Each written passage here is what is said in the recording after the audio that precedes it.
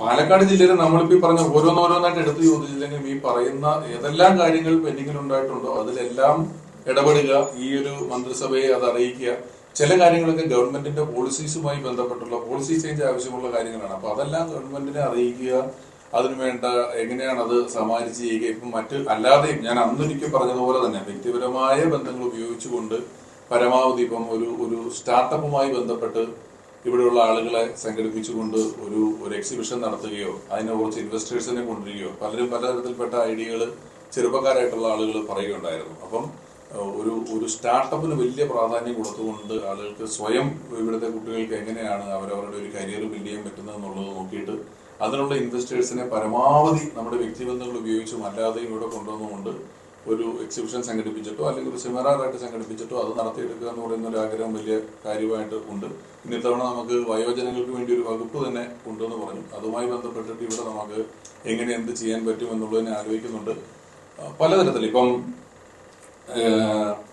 ഒരു ഉദാഹരണം പറഞ്ഞാല് നമ്മുടെ ഇടയിൽ തന്നെയുള്ള ഡിഫറൻ്റ്ലി ഏബിൾഡ് ആയിട്ടുള്ള അല്ലെങ്കിൽ ഓട്ടിസ്റ്റിക് ആയിട്ടൊക്കെയുള്ള പല കുട്ടികളെയും നമുക്ക് അവരുടെ ഒരു ലിഷർ അല്ലെങ്കിൽ അവരുടെ ഒരു എന്റർടൈൻമെന്റ് എന്ന് പറയുന്നത് പല സ്ഥലങ്ങളിലും യൂസർ ഫ്രണ്ട്ലി അല്ല, അവരുമായിട്ട് ഫ്രണ്ട്ലി അല്ലാത്തൊരു അറ്റ്മോസ്ഫിയർ ആണുള്ളത്. അപ്പോൾ അവർക്ക് എക്സ്ക്ലൂസീവായിട്ട് വന്നിരിക്കാനും രജിസ്റ്റർ ചെയ്യാൻ പറ്റുന്ന ഒരു സ്ഥലം ഉണ്ടാക്കുക, അതിന് ടൂറിസം ഡിപ്പാർട്ട്മെന്റുമായിട്ട് സംസാരിക്കുക, അങ്ങനെയുള്ള കുറച്ചധികം കാര്യങ്ങൾ പ്ലാൻ ചെയ്തിട്ടുണ്ട്. പിന്നെ കർഷകരുടെ പ്രശ്നങ്ങൾക്കാണെങ്കിലും ഒരു ഗവൺമെന്റ് പോളിസിയിൽ ഒരു മാറ്റം വരുത്തിക്കൊണ്ട് കുട്ടനാട് കൃഷി ചെയ്യുന്നത് പോലെ കുട്ടനാട് വെള്ളം പുറത്തേക്ക് മാറ്റി നിർത്തിയിട്ട് കൃഷി ചെയ്യുന്ന രീതിയിലാണ് ഉള്ളത്. നമുക്ക് വെള്ളത്തിന്റെ ലഭ്യത വലിയ പ്രശ്നമാണ്. ജലവിഭവ മന്ത്രി മോൻസ് ജോസഫ് സാറിന് ഓൾറെഡി കണ്ടിരുന്നു. പാലക്കാടിനെ സംബന്ധിച്ച് കുടിവെള്ളത്തിന്റെ പ്രശ്നവും അല്ലാതെ ജലസേചനവുമായി ബന്ധപ്പെട്ട പ്രശ്നങ്ങളുമുണ്ട്. അത് അദ്ദേഹത്തെ കാണുകയും അറിയിക്കുകയും ഒക്കെ ചെയ്തിരുന്നു. അദ്ദേഹം എനിക്ക് വളരെ നേരത്തെ തൊട്ട് പരിചയമുള്ള ആളാണ്. അപ്പൊ അദ്ദേഹത്തെ കണ്ട് ആ കാര്യങ്ങൾ അറിയിച്ചു. പിന്നെ കർഷകരെ എല്ലാം ചേർന്ന് നിർത്തിക്കൊണ്ട് അതൊരു പദ്ധതിയാണ്. അത് ഇപ്പം അങ്ങനെ പറയാവുന്ന ഒരു അവസ്ഥയിലല്ല, അതൊരു ക്രിയേറ്റീവ് ആയിട്ടുള്ള ഐഡിയ തന്നെയാണ്. അത് വെച്ചുകൊണ്ട് കർഷകരുടെ പ്രശ്നങ്ങൾ എങ്ങനെ പരിഹരിക്കുക എന്നുള്ളതും ഒരു ആലോചനയിലോട്ടുണ്ട്. അതെ, ഇന്ന് രാവിലെയും കൂടെ ഞാൻ വിളിച്ച് സംസാരിച്ച് ചെയ്തിട്ടുണ്ട് പല സ്ഥലങ്ങളിലും. ഇന്ന് പത്രത്തിലുണ്ടായിരുന്നു ചില സ്ഥലങ്ങൾ നൂറിണി ഭാഗത്തൊക്കെ ഇന്ന് കുടിവെള്ളത്തിന്റെ പ്രശ്നം ഉണ്ടാകുമെന്ന്. പക്ഷെ ഇന്നാണ് പത്രത്തിൽ വന്നത് ഇന്നലെ തൊട്ട് അതിന്റെ പ്രശ്നങ്ങൾ ഉണ്ടായിരുന്നു എന്ന് പറഞ്ഞു. അപ്പൊ അവരെ വിളിച്ചു. ഇനി പെരുന്നാൾ വന്ന് അവധിയായാലും അന്ന് അതില്ലാതെ ആവരുതെന്നുള്ളത് കൊണ്ട് ഫോളോ അപ്പ് ചെയ്തിട്ടുണ്ട്.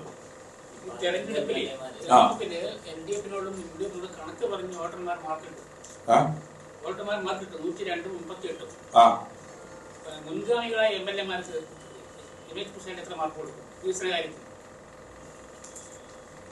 അതൊരു കുഴക്കുന്ന ചോദ്യമാണ്. വികസന കാര്യത്തില് അവര് രണ്ടുപേരും നല്ല കാര്യങ്ങൾ ഇവിടെ ചെയ്തിട്ടുണ്ട്. എനിക്കൊരു ഡിസ്റ്റിങ്ഷന്റെ മുകളിൽ മാർക്ക് നിർബന്ധമായിട്ടും ഞാൻ കൊടുക്കേണ്ടി വരും. അവർ രണ്ടുപേരും അത്രയും കാര്യങ്ങൾ ചെയ്തിട്ടുള്ളതായിട്ടാണ് എനിക്ക് തോന്നുന്നത്. അതുകൊണ്ടാണല്ലോ അത് തുടരുന്നതും ഇവിടെ നിൽക്കുന്നതുമല്ല.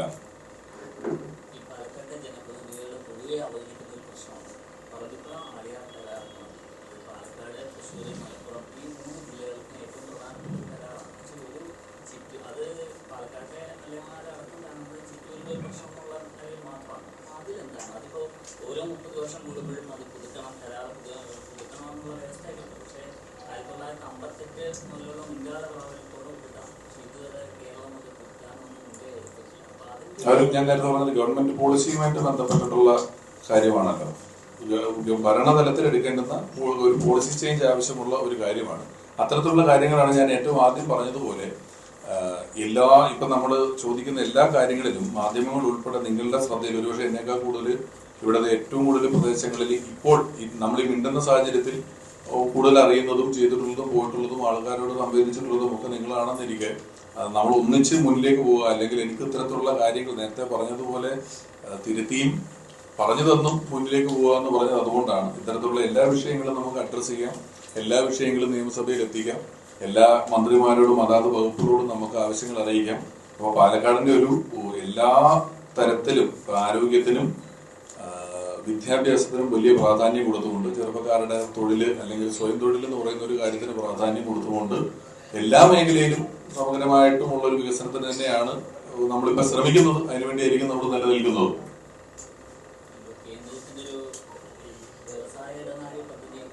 കഞ്ചിക്കോട് വരുന്നത് വേണ്ടിവരും. പാലക്കാടിന് എൻ്റെ ഞാൻ അത് നമ്മൾ തെരഞ്ഞെടുപ്പ് മുമ്പ് ചോദിച്ചപ്പോൾ പറഞ്ഞിരുന്നു, അത് പാലക്കാട് ടൗണ് പെട്ടെന്ന് ഇത്രയും ഒരു ആളുകൾ ഇങ്ങ് വരിക എന്ന് പറയുന്നത് അക്കോമഡേറ്റ് ചെയ്യാൻ സജ്ജമായിട്ടുള്ളൊരു ടൗണായിട്ടല്ല ഇരിക്കുന്നത്. കുറച്ച് ടൗണിന് എക്സ്റ്റൻഷൻ സ്വാഭാവികമായിട്ടും പാലക്കാടിൽ ഉണ്ടാകേണ്ടതായിട്ടുണ്ട്. ഇപ്പോൾ നമ്മൾ ന്യൂഡൽഹി ആയ പോലെയും എറണാകുളം പിന്നീട് ഈ ബൈപ്പാസിലോട്ട് വന്നതുപോലെയും എല്ലാം പാലക്കാട് നഗരം കുറച്ചുകൂടെ എക്സ്റ്റെൻഡ് ചെയ്യേണ്ടതായിട്ട് വരും. വന്ന് താമസിക്കുന്ന ആളുകളുടെ എണ്ണം കൂടുമ്പോഴാണ് സ്വാഭാവികമായിട്ടും ഇത്തരത്തിലുള്ള എക്സ്റ്റൻഷനുകളും കാര്യങ്ങളും എല്ലാം വരിക. ഒപ്പം ഒരു വികസനം വരുമ്പോൾ ആ വികസനം ആ നാട്ടുകാർക്ക് ഒട്ടും പ്രയോജനമില്ലാത്ത രീതിയിൽ വന്ന ആളുകളിലോട്ട് മുഴുവൻ ഫോക്കസ് ചെയ്ത് പോകാതെ ഇവിടെ വരുന്ന ഏത് വികസനത്തിന്റെയും ഒരു ഗുണഫലം അനുഭവിക്കാൻ ഇവിടുത്തുകാർക്ക് കൂടി പറ്റുന്ന രീതിയിൽ അതിനെ മാറ്റിയെടുക്കാനുള്ള ശ്രമം ഉറപ്പായിട്ടുണ്ടാവും. എന്തോ അതിന്റെ പദ്ധതികൾ തയ്യാറാക്കുന്നുണ്ട്. ഞാൻ ഈ പല കാര്യങ്ങളും അതാത് മേഖലയിലെ വിദഗ്ധരുമായി കൂടി ആലോചിച്ചിട്ടാണ് നമുക്ക് ചെയ്യാൻ പറ്റുള്ളൂ. അതാത് മേഖലയിൽ ഒരു ടൗൺ പ്ലാനിംഗ് ആണെങ്കിലും ടൗണിന്റെ എക്സ്റ്റൻഷൻ ആണെങ്കിലും ഇപ്പൊ കൃഷിയുടെ ഏരിയ വരുമ്പോഴാണെങ്കിലും നമുക്ക് അറിയുന്നതിനേക്കാൾ കൂടുതൽ ആ മേഖലയിൽ നിൽക്കുന്ന ആളുകളുമായിട്ട് കൂടുതൽ സംവേദിച്ചിട്ട് അവരുടെയും കൂടെ ഇൻപുട്ടുകൾ എടുത്തിട്ടാണ് ചെയ്യേണ്ടി വരുന്നത്. അപ്പൊ അത് നമ്മൾ ഓൾറെഡി തിരുവനന്തപുരത്ത് പോയ സമയത്ത് പാലക്കാടിന്റെ പ്രാഥമിക ആവശ്യങ്ങളുമായി ബന്ധപ്പെട്ട് നിൽക്കുന്ന വകുപ്പ് മന്ത്രിമാരെ നേരിട്ട് കാണുകയും ഞാൻ ഒന്നുകൂടെ വരും ഇന്ന കാര്യങ്ങളുണ്ട് എന്ന് പറയുകയും ചെയ്തു വെച്ചിട്ടുണ്ട്. അപ്പൊ അതുമായി ബന്ധപ്പെട്ട് എനിക്ക് കൂടുതൽ ഒരു പ്രൊജക്റ്റായി ആവശ്യങ്ങൾ കുറച്ചുകൂടെ പേപ്പർ ആക്കിയിട്ട് വീണ്ടും ചെല്ലുകയും ചെയ്യാനാണ് പ്ലാൻ.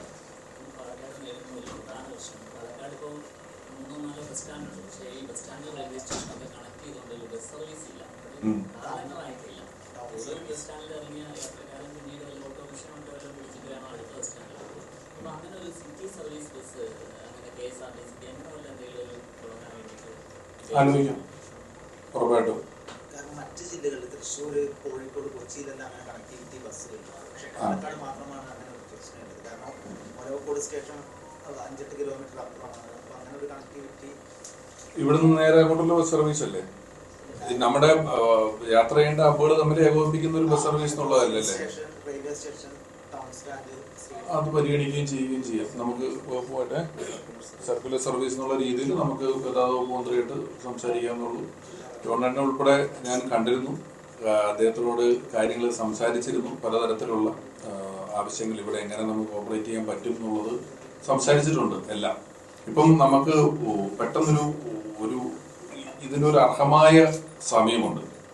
പല കാര്യങ്ങളും സർക്കാർ തലത്തിലോ അല്ലെങ്കിലോ അർഹമായ സമയവും അതിന്റെ സമയം കഴിഞ്ഞിട്ടും നടക്കാത്തൊരു പതിവ് നമ്മുടെ നാട്ടിലുണ്ട്. നമുക്കത് തിരുത്തേണ്ടതായിട്ടുണ്ട്. പക്ഷെ ഇതെല്ലാം ഇതിന്റെ ഒരു പ്രോസസ്സ്, അതിന്റെ അർഹമായ സമയം എന്ന് പറഞ്ഞതിലൂടെ തന്നെ പോകണമെന്നുള്ളതുകൊണ്ട് ഞാനിപ്പോൾ ഒരുപാട് കാര്യങ്ങൾ കളക്റ്റീവായിട്ട് മാക്സിമം ആളുകളെ കളക്ട് ചെയ്യുകയും മാക്സിമം ആളുകളെ കാണുകയും മാക്സിമം ആളുകളിൽ നിന്ന് വ്യക്തിപരമായ ആളുകൾ തരുന്നതും ഇപ്പോൾ ഇവിടെ വന്നപ്പോൾ ഇപ്പം ഞാനൊരു പക്ഷേ പ്രചരണം തൊട്ട് ഇത്രയും നാള് ഇവിടെ നിന്നിട്ടും ഈ ബസ്സിന്റെ കാര്യം ഇന്ന് നിങ്ങൾ ചോദിക്കുമ്പോഴാണ് ഒരു ആവശ്യമായി എന്റെ മനസ്സിലേക്ക് വന്നിട്ടുള്ളൂ. ഇതിനു മുമ്പ് ഒരാൾ എന്നോട് ഈ കാര്യം ആവശ്യപ്പെട്ടിട്ടില്ല, അല്ലെങ്കിൽ ഞാൻ ശ്രദ്ധിച്ചിട്ടില്ല. അതിപ്പോ പറഞ്ഞപ്പോൾ അതൊരു ആവശ്യമായി എന്റെ പരിഗണനയിൽ വന്നു. ഞാൻ അത് കൃത്യമായി നോട്ട് ചെയ്യുകയും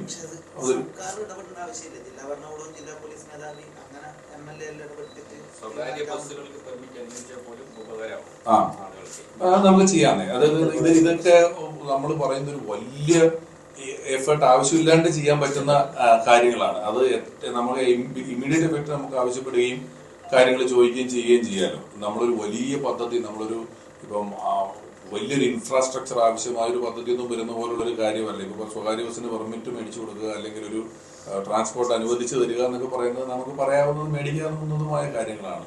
ചെയ്യാവുന്നതാണ്, ഉറപ്പായിട്ടും ചെയ്യാവുന്നതാണ്. സാംസ്കാരിക മേഖലയിലുള്ള ആളാണ്. അതിനൊരു പ്രാധാന്യം പാലക്കാട് മണ്ഡലത്തിൽ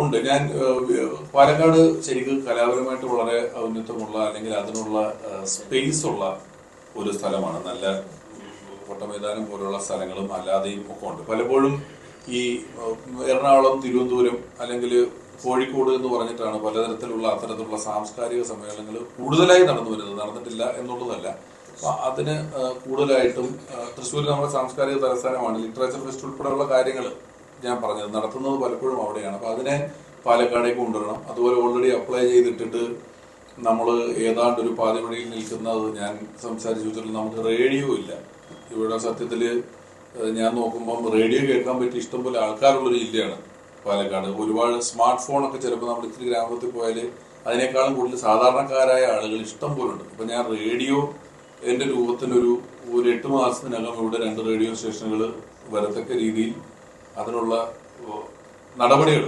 ഓൾറെഡി തുടങ്ങിയിട്ടുള്ളതാണ്, ഞാനായിട്ട് പറഞ്ഞതല്ല. പക്ഷെ അത് സ്പീഡാക്കിയിട്ട് 2 റേഡിയോ സ്റ്റേഷനുകൾ ഇവിടെ വരുന്നതുമായി ബന്ധപ്പെട്ടിട്ടുള്ള കാര്യങ്ങൾ സംസാരിച്ചിട്ടുണ്ട്. അപ്പോൾ റേഡിയോ ഇല്ല എന്നുള്ളത് നമ്മൾ പിന്നെയാണ് ശ്രദ്ധിക്കുന്നത്. അപ്പോൾ അതിനുള്ള പരിപാടികൾ ഓൾറെഡി ചെയ്ത് കഴിഞ്ഞു, അതൊക്കെ ഉടനെ വരും.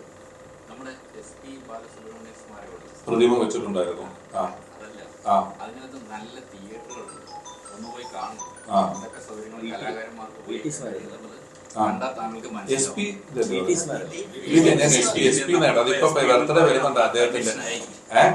വീട്ടിൽ നമുക്കിപ്പോ SP എന്നും പറയാം, ആ കണ്ടീഷൻ ആയത്. അപ്പൊ സാർ ഒന്ന് പോയി കാണണം. അത്രയും ഉപകരിക്കുന്ന സാധനമാണ് അത്, ഉപകരിക്കാൻ കഴിയും. അല്ല, ഞാൻ ഒരിക്കൽ നമ്മളുടെ PS-നോട് പറഞ്ഞു, ഇതിപ്പം നിങ്ങളെ ക്ഷണിച്ചിട്ട് ഞാൻ വന്ന് നമ്മളൊന്നിച്ച് സംസാരിക്കണം, ഇതിനപ്പുറം ഈ പർപ്പസിന് വേണ്ടി ഒരുപക്ഷെ നമുക്കൊരു യോഗം വെക്കുകയും അതിനകത്ത് മാക്സിമം കാര്യങ്ങൾ ഇൻപുട്ട് എടുക്കുകയും അതെല്ലാം അവതരിപ്പിക്കുകയും, എന്താണ് ഇനി നിങ്ങളും എനിക്ക് തോന്നുന്നത് ബാക്കി എല്ലാ മേഖലയിലും ഞാൻ പോയതിൽ നിങ്ങൾ ഇച്ചിരി സ്വാർത്ഥമതികളെല്ലാം തോന്നും. മാധ്യമപ്രവർത്തകർക്ക് ഇന്നൊരു കുഴപ്പമുണ്ട്, അത് എന്തെങ്കിലും ചെയ്തു തരണമെന്ന് ഇതുവരെ പറഞ്ഞു കേട്ടില്ല. ഞാൻ 2 തവണ ഇവിടെ വന്നിട്ടും. ബാക്കി നമ്മൾ ഹോസ്പിറ്റലിൽ പോയാലോ മറ്റെവിടെ പോയാലും അവിടെ നിന്ന് ഒരാൾ അവിടുത്തെ ഒരു പ്രശ്നം എപ്പോഴും പറയുന്നുണ്ട്. അപ്പൊ അങ്ങനെ എന്തെങ്കിലും ഉണ്ടെങ്കിൽ ഉൾപ്പെടെ നമുക്ക് കേൾക്കാം, അത് കൃത്യമായിട്ട് അറിയിക്കാൻ, പരിഹരിക്കാൻ ചെയ്യാം. വളരെ ഒരു പോസിറ്റീവ് നോട്ടിലാണ് ഞാൻ ഇപ്പോൾ നിൽക്കുന്നത്. ഞാനിപ്പം ഇനി ഇതിന്റെ പോകെയാണ് നമുക്ക് ചിലപ്പോൾ ഇതിന്റെ ഇൻട്രൻസസ് എന്തൊക്കെയാണെന്ന് നമുക്ക് അറിയുള്ളൂ. പക്ഷെ ഇപ്പോൾ ഞാൻ വളരെ ആവേശത്തിലും എന്നാൽ കഴിയുന്ന രീതിയിലെല്ലാം ഏറ്റവും ഭംഗിയായി കുഴപ്പങ്ങളില്ലാതെ ചെയ്ത് അവസാനിപ്പിച്ച് ജനങ്ങൾക്ക് എത്തിച്ചു കൊടുക്കണമെന്നൊരു ആത്മാർത്ഥമായ ആഗ്രഹത്തിൽ തന്നെയാണ് നിൽക്കുന്നത്.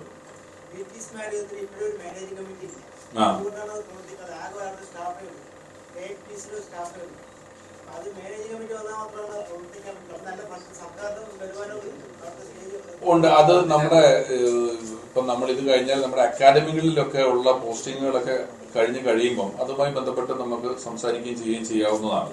അതിനകത്ത് നല്ല തിയേറ്ററുകളുണ്ട്, സ്റ്റുഡിയോ ഉണ്ട്, നല്ലപോലെ പ്രയോജനപ്പെടുത്താൻ കഴിയുന്ന ഉണ്ട്. ഞാനത് ഒരിക്കലൊരു ഇവര് വന്നപ്പോൾ പറഞ്ഞു, നമ്മളിപ്പം എന്താ പറയുക, സ്റ്റാർട്ടപ്പ് എന്നൊക്കെ നമ്മൾ പറയുമെങ്കിലും ആളുകൾക്ക് ഇപ്പം സ്വസ്ഥമായി ഒരുപാട് പേര് പോഡ്കാസ്റ്റുകൾ ചെയ്ത് ജീവിക്കുന്ന, ഡിജിറ്റൽ സ്പേസിൽ വർക്ക് ചെയ്യുന്ന ഒരുപാട് പേരുണ്ട്. അവർക്കൊരു ചെറിയ സ്റ്റുഡിയോ, അവരുടെ ഒരു പോഡ്കാസ്റ്റ് ഷൂട്ട് ചെയ്യാൻ പറ്റിയ ഒരു സ്റ്റുഡിയോ, നമുക്ക് പെട്ടെന്ന് ചില റെക്കോർഡിങ്ങുകളോ കാര്യങ്ങളോ അല്ലെങ്കിൽ ഇന്റർവ്യൂകളോ ഒക്കെ ചെയ്യണമെങ്കിൽ ഈവൻ നിങ്ങളുടെ മേഖലയിൽ നിന്ന് പോലും ഇവിടെ ഒരു ആളുകൾ ഇവിടെ വന്നാൽ, ഇനിയിപ്പോൾ എനിക്ക് തോന്നുന്നത് ഒന്ന് നമ്മുടെ പ്ലാച്ചിമേട്ടിലാണ്, അവിടെ ഉള്ള ആ ഗോഡൌണൊക്കെ ഇപ്പം നല്ലോണം ഷൂട്ടിങ്ങിന്റെ സ്ഥലമായിട്ട് പരിണമിക്കുന്നുണ്ട്. വലിയ ഇപ്പം അവിടെയാണ് മുഴുവൻ ഷൂട്ട് ചെയ്തിട്ടുള്ളത്. ഇപ്പൊ സിനിമ ഷൂട്ടിങ് നടക്കുന്നുണ്ട് പാലക്കാട്. അപ്പൊ സിനിമയുടെ ഒരു ഇത്തരത്തിലുള്ള ഷൂട്ടിങ്ങുകൾ അവിടെ വന്നാൽ അതിന്റെ ചെറിയ ചെറിയ വർക്കുകൾ പോലും നമുക്ക് ഇവിടെ ഇട്ട് ചെയ്യാൻ പറ്റുന്ന രീതിയിൽ, ഇവിടെ തന്നെ അവർക്ക് എല്ലാ തവണയും എല്ലാ കാര്യത്തിനും എറണാകുളം വരെ പോകാതെ ചെയ്യാൻ പറ്റുന്ന രീതിയിൽ ഇവിടെ കുറച്ചുകൂടെ മീഡിയ ഫ്രണ്ട്ലി ആയിട്ടുള്ള ഒരു സ്പേസ്, നമുക്ക് മീഡിയയുടെ പല കാര്യങ്ങൾക്കും സ്വസ്ഥമായി ഇരിക്കാനും ചെയ്യാനും പറ്റുന്ന ഒരു സ്പേസ് കൂടെ ഉണ്ടാക്കണം. അത് ഗവൺമെന്റ് തലത്തിലോ സ്വകാര്യ തലത്തിലോ എങ്ങനെയായാലും അതിനുള്ള ഒരു ഇൻവെസ്റ്ററെ കണ്ടെത്തിയിട്ട് അത് ചെയ്യണമെന്നും കൂടെ ആഗ്രഹിച്ചിരുന്നു.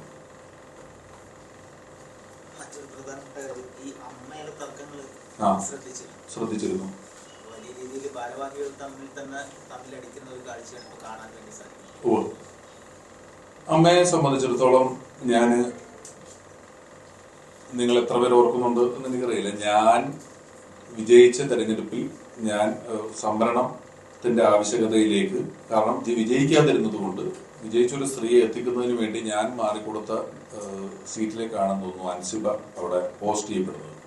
അതുകൊണ്ട് ഞാൻ അൻസിബയെ വിളിച്ചു സംസാരിച്ചു, ഞാൻ ടിനി ടോമിനെ വിളിച്ചു സംസാരിച്ചു, ഞാൻ ശ്വേത മേനോനെ പ്രസിഡന്റിനെ എറണാകുളത്ത് വെച്ച് നേരിട്ട് കണ്ട് സംസാരിച്ച് എത്രയും പെട്ടെന്ന് അടിയന്തരമായി അവിടെ അതിനകത്ത് മുതിർന്ന ആളുകളുടെ സഹായത്തോടെയോ അല്ലാതെയോ ഒരു ഇന്റേണൽ യോഗം വിളിച്ചു കൂട്ടി ആ യോഗത്തിൽ ഏറ്റവും ഉചിതമായ നീതി, ഏറ്റവും കൃത്യമായ നീതി എന്താണോ അത് നടപ്പാക്കേണ്ടതായിട്ടുണ്ട് എന്ന് ഇവരെ 3 പേരോടും ഞാൻ സംസാരിച്ചിട്ടുണ്ട്.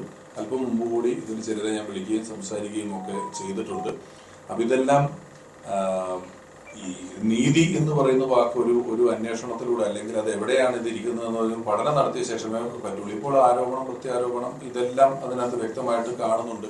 അല്ലെങ്കിൽ അംഗങ്ങൾ വ്യക്തിപരമായിട്ട് മാധ്യമങ്ങളെ കാണുകയും സംസാരിക്കുകയും ചെയ്യുന്നുണ്ട്. അപ്പൊ അതുകൊണ്ട് തന്നെ അമ്മയുടെ തലപ്പത്തുള്ള ആളുകളോട് വളരെ അടിയന്തരമായി ഒരു യോഗം വിളിച്ചു കൂട്ടുകയും ഇതിനൊരു പരിഹാരം ഉണ്ടാക്കുകയും ചെയ്യണമെന്ന് ആവശ്യപ്പെട്ടിട്ടുണ്ട്. വ്യക്തിപരമായി അമ്മ എന്ന സംഘടനയെ പറ്റി പറഞ്ഞാൽ എറണാകുളത്തുള്ള ഏതെങ്കിലും ഒരു ഫ്ലാറ്റിന്റെ റെസിഡൻസ് അസോസിയേഷനിലുള്ള അത്ര പോലും ആളുകളില്ലാത്തൊരു സംഘടനയാണ് അമ്മ എന്ന് പറയുന്നത്. കത്തിച്ച് 500 പേരുള്ളൂ ഈ സംഘടനയ്ക്ക്. പക്ഷെ ഒരു സിനിമാ സംഘടന എന്നുള്ള നിലയിൽ ആ സംഘടന അറിയിക്കുന്നതിൽ കൂടുതൽ ഒരു മാധ്യമ ശ്രദ്ധ ഈ സംഘടനയ്ക്ക് എപ്പോഴും കിട്ടുന്നുണ്ട്. ഇവിടെയുള്ള തൊഴിലാളി സംഘടനകൾ അല്ലെങ്കിൽ ജോലി ചെയ്യുന്ന ആൾ, അതിപ്പം ബസ് തൊഴിലാളി ആയിക്കോട്ടെ, ബാങ്ക് ജീവനക്കാരായിക്കോട്ടെ, അധ്യാപകരുടെ ആയിക്കോട്ടെ, ഇങ്ങനെയുള്ള ഏത് സംഘടനകളിലും സംഘടനയ്ക്കുള്ളിൽ അംഗങ്ങൾ തമ്മിൽ തർക്കങ്ങൾ ഉണ്ടാകും. അപ്പോൾ മറ്റൊരു സംഘടനയുടെയും ഒരുപക്ഷെ ഇത്രയും മാധ്യമ ശ്രദ്ധ അല്ലെങ്കിൽ ഇത്രയും ആളുകൾക്ക് കമന്റ് പറയേണ്ട ഒരു അവസ്ഥയിലോട്ട് വരാറുണ്ടാകാറില്ല. അപ്പോൾ പൊതുജനങ്ങൾ ഇത്രയധികം കമന്റ് പറയുന്ന ഒരു അവസ്ഥയിലോട്ട് സംഘടനയുടെ ആഭ്യന്തര കാര്യങ്ങളെ എത്തിക്കേണ്ടതില്ലെന്നും അത് എത്രയും പെട്ടെന്ന് സംഘടനയ്ക്കകത്ത് തന്നെ ചർച്ച ചെയ്യുകയും പരിഹരിക്കണം ചെയ്യണമെന്നും ഞാൻ ആവശ്യപ്പെട്ടിട്ടുണ്ട്. സംഘടന പലതരത്തിൽ സംഘടനയ്ക്കുള്ളിലുള്ള ആളുകളെ സഹായിക്കുക എന്ന് മാത്രമല്ല, ഞാൻ 500 ആളുകൾ എന്ന് പറഞ്ഞതിൽ ആ 500 ആളുകളെ നിരത്തി നിർത്തി ഒരു ഗ്രൂപ്പ് ഫോട്ടോ എടുത്താൽ ഒരുപക്ഷെ എനിക്കറിയാം, നമുക്കറിയാം, അതിനപ്പുറം പുതുതലമുറയിലോ അല്ലെങ്കിൽ തൊട്ടു ബാക്കിലുള്ളവരോട് ചോദിച്ചാൽ ഒരു 250-ലധികം ആളുകളുടെ പേര് പോലും ഒരുപക്ഷെ ആരും അറിഞ്ഞുകൊള്ളണമെന്ന് നിർബന്ധമില്ല, അറിയാവുന്നവരും ഉണ്ടാകാം. അപ്പോൾ ആ സംഘടനയിലെ വരുമാനമുള്ള അല്ലെങ്കിൽ അവരുടെ പ്രശസ്തിയെയോ കഴിവിനെയോ പണമാക്കി മാറ്റാൻ ശേഷിയുള്ള കുറച്ച് ആളുകൾ കൂടി നിന്നുകൊണ്ട് അല്ലാത്തവരെ, കാരണം സിനിമയിലുള്ള ഒരാള് പോപ്പുലറായി കഴിഞ്ഞാൽ അയാൾക്ക് പെട്ടെന്ന് പിന്നെ മറ്റൊരു ജോലി ചെയ്താൽ അതും വീഡിയോ എടുത്ത് ഇയാൾ നിൽക്കുന്ന കണ്ടോ, ഇയാളുടെ ഇപ്പോഴത്തെ അവസ്ഥ കണ്ടോ എന്ന് പറയുന്ന അവസ്ഥ ഉണ്ടെങ്കിൽ ഇവർക്ക് മറ്റു ജോലികൾക്ക് പോകാൻ തന്നെ പറ്റുന്നില്ല. പലരും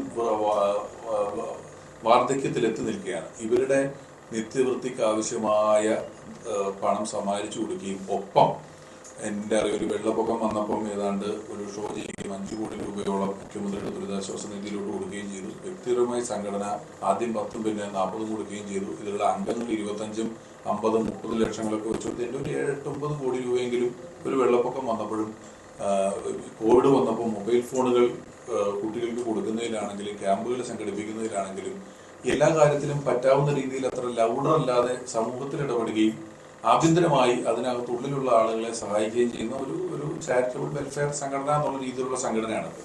അതിനകത്ത് ഉള്ള കാര്യങ്ങൾ ഈ 500 പേരല്ലേ ഉള്ളൂ. അത് വളരെ എളുപ്പത്തിൽ അകത്ത് ആഭ്യന്തരമായി ചർച്ച ചെയ്ത് തീർക്കാതെ ഒരു ഡിജിറ്റൽ കണ്ടന്റായി അല്ലെങ്കിൽ ആളുകൾക്ക്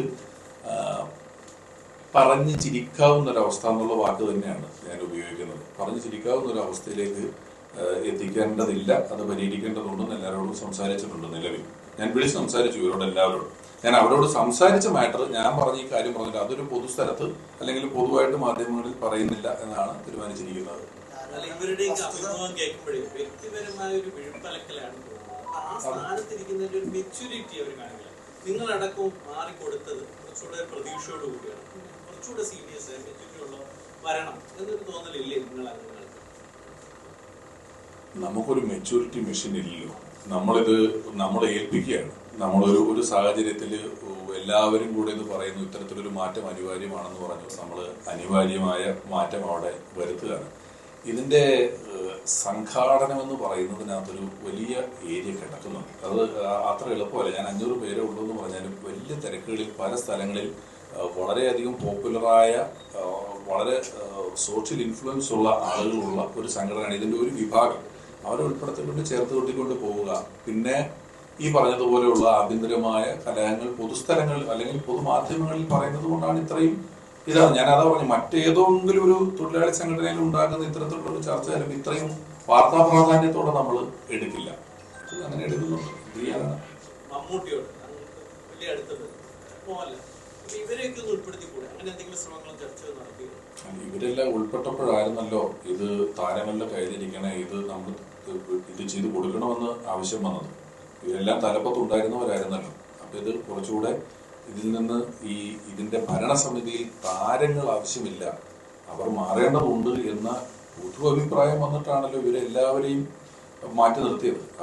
അവരെ സംബന്ധിച്ച് അവരുടെ ജോലി തിരക്കുകൾക്കിടയിൽ വ്യക്തിപരമായി ഈ സംഘടനയിൽ നിന്ന് എന്തെങ്കിലും പെൻഷൻ എടുക്കുകയോ എന്തെങ്കിലും ലാഭം ഉണ്ടാക്കുകയോ ഒന്നും ഇവരൊന്നും ചെയ്തിട്ടില്ല. അപ്പോൾ നമ്മളെ സംബന്ധിച്ചിടത്തോളം പലപ്പോഴും ചാനലുകൾ ഒരു ഷോ ചെയ്യുന്നത് നമ്മൾ ഈ സംഘടനയുടെ ആഭ്യന്തരമായ കാര്യങ്ങൾക്കും പൊതുകാര്യങ്ങൾക്കും പൈസ ഉണ്ടാക്കാനാണെങ്കിലും ചാനലുകൾ നമുക്കൊരു ലിസ്റ്റ് തരും.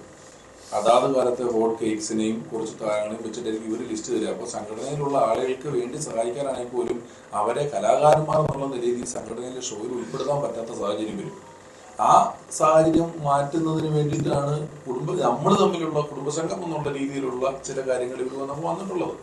അപ്പോൾ പരിഹരിക്കപ്പെടുമെന്ന ശുഭാപ്തി വിശ്വാസത്തിൽ തന്നെയാണ് ഞാൻ നിൽക്കുന്നത്. ഇത് പരസ്പരം അങ്ങോട്ടും ഇങ്ങോട്ടുമുള്ള മനുഷ്യനും തമ്മിലുണ്ടാകുന്ന വഴക്കായിട്ടാണ് എനിക്ക് തോന്നുന്നത് പലതരത്തിലും. ഈ കുടുംബസംഗമത്തിലടക്കം നെല്ലാൾ നന്ദകുമാറിന്റെ കെയർ ഓഫിൽ പൈസയൊക്കെ മേടിച്ചത് ഒരു ശരിയായ രീതിയാണ്.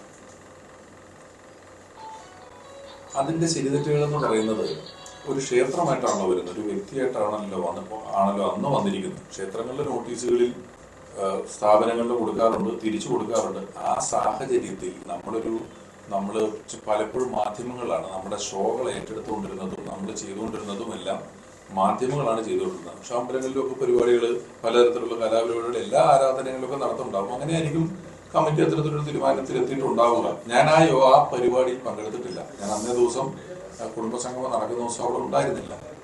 ഞാൻ മറ്റൊരു നയപരമായ തീരുമാനം എടുക്കേണ്ടതല്ലേ? ക്ഷേത്രങ്ങൾക്ക് വിശ്വാസമല്ല, ഭക്തി വേണം, ഓരോ പരസ്യം കൊടുക്കണമെന്നൊക്കെ പറഞ്ഞു വരും. ഒരു നയപരമായ തീരുമാനമല്ല, എക്സിക്യൂട്ടീവിനോ അല്ലെങ്കിൽ അങ്ങനെ ഉന്നതാധികാരി മാത്രം തീരുമാനിക്കാൻ കഴിയുന്നതാണോ ഈ അമ്മയുടെ ഭരണഘടന അനുസരിച്ചുള്ള കാര്യങ്ങളെ കുറിച്ച് കൃത്യമായിട്ട് എനിക്കറിയില്ല. സ്പോൺസർഷിപ്പ് പിടിക്കുന്നതിനകത്ത് പലരിൽ നിന്നും നമ്മൾ സംഘടന സ്പോൺസർഷിപ്പ് എടുത്തിട്ടുണ്ട് എല്ലാ കാലത്തും. അത് ചിലപ്പോൾ വ്യാപാര സ്ഥാപനങ്ങളായിരിക്കും, വ്യക്തികളായിരിക്കും. സ്പോൺസർഷിപ്പ് കിട്ടുകയാണല്ലോ ഒരു കാര്യം ചെയ്യുന്നതിന്, ഒരു വലിയ ഇവന്റ് ചെയ്യുന്നതിന് ഒരു സ്പോൺസർഷിപ്പ്, ഒരു ലീഗൽ സൈഡ് എനിക്കറിയില്ല. ലീഗൽ സൈഡ് കുറച്ചുകൂടെ റിലീജിയസ് ആയ ഒരു ഫണ്ട് സ്വീകരിക്കുമ്പോൾ ക്ഷേത്രം എന്ന രീതിയിൽ അങ്ങനെ എന്തെങ്കിലും ഫണ്ട് വകമാറ്റി എന്ന ആരോപണമൊക്കെയാണ് അതൊന്നും എനിക്ക് അതൊക്കെ അവര് തമ്മിൽ ചർച്ചയുണ്ടായിരുന്നു. എനിക്ക് അതിനെക്കുറിച്ച് ഞാൻ ചടങ്ങിൽ ഉണ്ടായിരുന്നില്ല എന്ന് പറഞ്ഞിരുന്നല്ലോ. സ്പോൺസർഷിപ്പ് പിടിച്ചിട്ടാണല്ലോ ഞങ്ങളുടെ അമ്മ സംഘടനയുടെ എല്ലാ പരിപാടികളും നടക്കുന്നത്. അതിൽ പലതരത്തിലുള്ള സ്പോൺസേഴ്സ് വന്നിട്ടുണ്ട്, പല കാര്യങ്ങളിൽ നിന്ന് വന്നിട്ടുണ്ട്. അത് ഞാൻ പറഞ്ഞില്ല, വ്യാപാര സ്ഥാപനങ്ങളായിട്ട്, വ്യക്തികളായിട്ട് പലതായിട്ട് വരുന്നുണ്ട്. അതിൽ പെടുത്തിയായിരിക്കും അവരത് ചെയ്തിട്ടുണ്ടാകുക. അതിന്റെ ഇതെല്ലാം ഇതുപോലെ ഒരു പ്രശ്നം വരുമ്പോഴാണല്ലോ അങ്ങറ്റം ഇങ്ങറ്റം പരിശോധിക്കപ്പെടുന്നത്.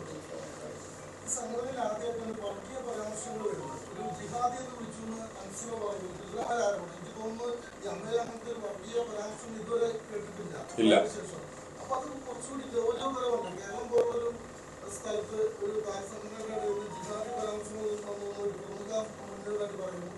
അങ്ങനെയല്ലെന്ന് മറ്റൊരാൾ പറയുന്നു. പിന്നെ അതുമായി ക്ഷേത്രവുമായി ബന്ധപ്പെടുത്തി അതിന് വേറൊരു പശ്ചാത്തലം ക്ലാസ്. അതൊക്കെ എത്രമാത്രം ഒരു കേരള സമൂഹത്തിന് യോജിച്ചാണെന്നായിരുന്നു സമൂഹത്തിന് യോജിച്ചാൽ നമ്മൾ ഒരു ജിഹാദി പരാമർശം പോലുള്ള ഗുരുതരമായിട്ടുള്ള കാര്യങ്ങളാണ്. അതാണ് ഞാൻ പറയുന്നത്. അതിന്റെ നിത്യസ്ഥിതിയെ കുറിച്ച് അന്വേഷിച്ച് തീരുമാനം എടുക്കണമെന്ന് അവിടെ ഞാൻ വിളിച്ചു പറഞ്ഞു എന്നുള്ളത് പറഞ്ഞത്. നമ്മൾ കേൾക്കുകയാണല്ലോ ചെയ്യുന്നത്. നമ്മുടെ മേഖലയിൽ ഇൻഡസ്ട്രിയിൽ അങ്ങനെ ഒന്നും നാളിതുവരെ കേട്ടിട്ടുള്ളതോ ഉണ്ടായിട്ടുള്ളതോ ആയിട്ടുള്ളതൊന്നുമല്ല. നമ്മൾ അങ്ങനെ നോക്കിയാലും കലാകാരന്മാരെല്ലാവരും ഒന്നിച്ച് നിൽക്കുകയും ഒന്നിച്ച് പരിപാടികൾ അവതരിപ്പിക്കുകയും ഒക്കെ ചെയ്തിട്ടുള്ളൊരു പ്രസ്ഥാനമാണ് കലാമേഖല എന്ന് പറയുന്നത്. അവിടെ ഇങ്ങനെയൊന്നും നാളിതുവരെ കേട്ടിട്ടില്ല. അതിൻ്റെമായി ബന്ധപ്പെട്ട കാര്യങ്ങൾ ഞാൻ പറഞ്ഞല്ലോ, ഞാൻ അതിന്റെ നേതൃത്വത്തെ വിളിച്ച് തീരുമാനങ്ങൾ എടുക്കണമെന്ന് അറിയിച്ചിട്ടുണ്ട്. എന്നാൽ ഞാൻ നേരത്തെ പറഞ്ഞതുപോലെ ഇനി അങ്ങോട്ടുള്ള ഒരു കാലഘട്ടം അത്രയും ഓരോരുത്തരുടെയും വ്യക്തിപരമായ സ്നേഹവും സഹകരണവും എന്താ മുരളി അതായത് ഇത് ഞാൻ ഇപ്പൊ ഇന്നലെ ഞാൻ എനിക്കൊരു പ്രശ്നം മനസ്സിലായി. അതായത് ചോദ്യത്തിന് മൈക്കില്ലല്ലോ, ഉത്തരത്തിനല്ലേ മൈക്കുള്ളൂ. ഇത് ഇതുപോലെ തന്നെയാണ്. ഞാൻ ഒരിക്കൽ കൂടെ ഇത് ക്ലിയർ ആക്കുകയാണ്. പ്രചരണത്തിന് സിനിമാ താരങ്ങൾ വരുമോ എന്ന് എന്നോട് ഒരു പത്രസമ്മേളനത്തിൽ ഒരു മാധ്യമപ്രവർത്തകൻ ചോദിച്ചു. ഞാൻ പറഞ്ഞു ഞാൻ ആരെയും വിളിക്കുന്നില്ല. അപ്പൊ എന്നോട് ചോദിച്ചു, അപ്പൊ മമ്മൂക്ക് വരുമോ, കൊണ്ടുവരാൻ പറ്റുമോ എന്ന് ചോദിച്ചപ്പോ ഞാൻ പറഞ്ഞു അത് അദ്ദേഹത്തിനോട് ചോദിക്കട്ടെ, ജയിച്ചാൽ നമുക്ക് നോക്കാന്ന് പറഞ്ഞതാണ് ഈ ഒരു ചോദ്യമായി പരിണമിച്ചത്. അപ്പൊ ചോദ്യത്തിന് മൈക്കില്ലാത്തത് കൊണ്ട് പറഞ്ഞതാണ്. പക്ഷെ എന്തായാലും അതങ്ങനെ പറഞ്ഞു മറുതാനത്തിനൊക്കെ ഉള്ളതല്ലേ, നമുക്ക് ശ്രമിക്കാം. അത് ഞാൻ ഒറ്റയ്ക്ക് അങ്ങനെ ഓർഡർ ചെയ്യാവുന്നൊരു കാര്യമല്ലല്ലോ, നമുക്ക് ശ്രമിക്കാം. എന്താ ജോഷി ചതിച്ചാശാനെ അപ്പൊ ഞാൻ ഒരിക്കൽ കൂടി പറഞ്ഞതുപോലെ പല കാര്യങ്ങളും നിങ്ങൾക്ക് എന്നെ തിരുത്താനുണ്ടാവും, നിങ്ങൾക്ക് എന്നോട് പറയാനുണ്ടാവും, നിങ്ങൾക്ക് ആവശ്യപ്പെടാനുണ്ടാവും. അതെല്ലാം നമുക്ക് വളരെ സ്വതന്ത്രമായ മനസ്സോടുകൂടി കേൾക്കാം, പരിഗണിക്കാൻ ചെയ്യാം. അങ്ങോട്ടും ഇങ്ങോട്ടും ഒന്നിച്ചു നിന്നുകൊണ്ട് ഈ പാലക്കാടിന്റെ മുന്നിലേക്കുള്ള ഒരു യാത്രയ്ക്ക് നമുക്ക് ഒപ്പം നീങ്ങാമെന്ന് പറഞ്ഞുകൊണ്ട് ഇതുവരെ തന്ന എല്ലാ സ്നേഹത്തിനും സഹകരണത്തിനും എല്ലാം നന്ദി പറഞ്ഞുകൊണ്ട്, ഒപ്പം എനിക്ക് ഇതിന്റെ അകത്തൊരു ടെക്നിക്ക് മനസ്സിലായിട്ടുണ്ട് കേട്ടോ. അതിഥിയാണെന്ന് ഓർക്കണം എന്ന് പറഞ്ഞപ്പോ എനിക്ക് മനസ്സിലായി നിങ്ങളുടെ അല്ലാത്ത ഐറ്റം അത് എങ്ങനെയാണ് ഇത് പിടിക്കേണ്ടതെന്നുള്ളതേ. നമ്മള് ചില സാധനങ്ങൾ പറയണ അത് നന്ദി.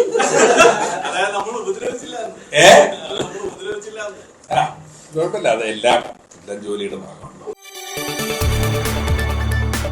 കൂടുതൽ വാർത്തകൾക്ക് news 18 Keralam YouTube channel subscribe ചെയ്യുക.